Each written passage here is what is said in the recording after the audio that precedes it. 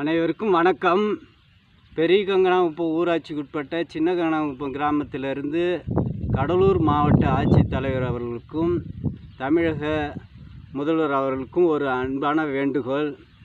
எங்கள் ஊரில் பார்த்திங்கன்னா 200 அடி 300 அடிக்கு கீழே எல்லாமே உப்பு தண்ணியாக மாறினதால் எல்லாருமே நீர் மோட்டருக்கு மாறிட்டாங்க.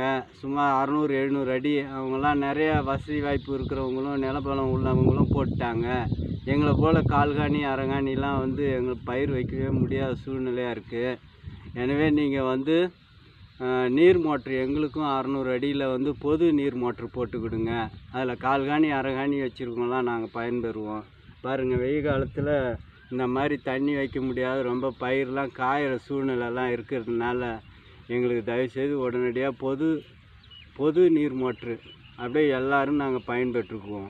தயவுசெய்து கடலூர் மாவட்ட ஆட்சியர் இந்த வீடியோவை பார்த்துட்டு எங்களுக்கு ஒரு பொதுவாக அரசாங்கமே நீங்கள் ஒரு நீர் மோட்ரு போட்டு கொடுங்க. எங்களால் 20 லட்சம் 15 லட்சம்லாம் கால்காணி வச்சுக்கோங்களாம் எங்களால் செலவு பண்ணி நீர் மோட்டர்லாம் போட முடியாது. தயவுசெய்து எங்களுக்கு போட்டு கொடுங்கய்யா. வணக்கம்.